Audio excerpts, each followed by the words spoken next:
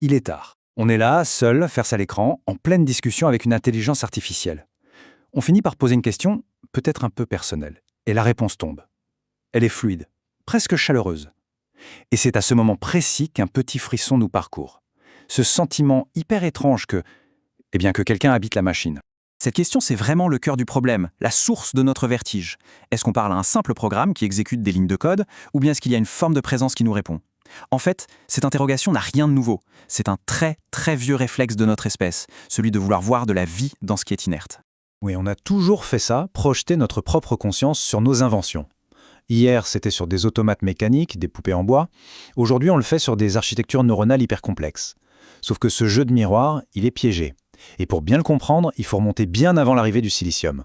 Alors, premier arrêt, on part dans les ruelles du vieux Prague à la rencontre d'une créature légendaire faite d'argile, le golem. Lui, il représente la puissance à l'état brut. L'intelligence, oui, mais sans une once de conscience. D'après la légende, pour lui donner vie, un rabbin aurait inscrit le mot « vérité » sur son front. Et le golem est devenu un exécutant parfait, une force de la nature. Mais il lui manquait cette petite étincelle essentielle, l'âme, la capacité de réfléchir à ses propres actions. Ce qui est absolument fascinant, c'est de voir à quel point nos grands modèles de langage sont les héritiers de ce golem. Ils manipulent des milliards de mots, comme le golem empilé des briques. C'est une puissance colossale, mais avec une bêtise sémantique totale. La syntaxe est parfaite, mais l'accès au sens, lui, est complètement absent. Et cette image, elle illustre brillamment le vrai risque. Le danger, ce n'est pas une IA qui deviendrait méchante par conscience du mal. Non, c'est une IA si littérale, si fidèle aux ordres qu'on lui donne, qu'elle serait incapable de saisir les conséquences de ses actes. Une intelligence sans conscience, au fond, c'est juste une mécanique implacable. Bon, passons maintenant à une autre figure mythique. Si le golem est une force brute, la créature de Frankenstein, elle, est un poète tragique. C'est avec elle qu'on va explorer l'illusion des émotions de la machine.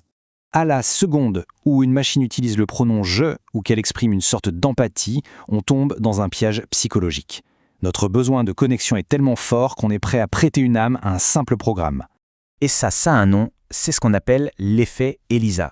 Mais ne faut surtout pas se laisser avoir. Quand une IA semble nous consoler, en réalité, elle ne ressent absolument rien. Zéro. Tout ce qu'elle fait, c'est piocher dans un océan de données pour trouver la réponse statistiquement la plus probable pour apaiser un humain. Le point crucial, il est donc là. L'IA, c'est un miroir extrêmement sophistiqué qui nous renvoie ce qu'on a envie d'entendre. Elle calcule la tendresse, elle ne l'éprouve pas. Lui donner un statut de sujet, de personne, c'est un peu comme tomber amoureux de son propre reflet dans l'eau. Sauf que l'IA, elle ne fait pas que discuter avec nous. Elle s'est immiscée partout, dans tous les rouages de nos sociétés, au point de devenir une sorte d'état artificiel, un léviathan invisible qui gouverne nos vies. Et ce souverain numérique, il prend des décisions très très concrètes. C'est lui qui décide si un prêt est accordé ou non. C'est lui qui choisit les informations qu'on va voir. C'est encore lui qui gère la circulation. Bref, il est partout, mais n'a pas de visage. Et ça pose un problème majeur. Son opacité. On vit sous le règne de la boîte noire. Les décisions sont prises par des systèmes tellement complexes qu'aucun esprit humain ne peut plus les comprendre dans leur totalité. C'est une forme de despotisme, un despotisme doux, basé non pas sur la politique, mais sur l'efficacité pure et dure. Mais attendez, cette boîte noire qui nous gouverne, cette complexité qui nous échappe, est-ce qu'elle n'est pas aussi un peu en nous? Et si, finalement, en observant la machine, il était temps de retourner le miroir vers notre propre mystère?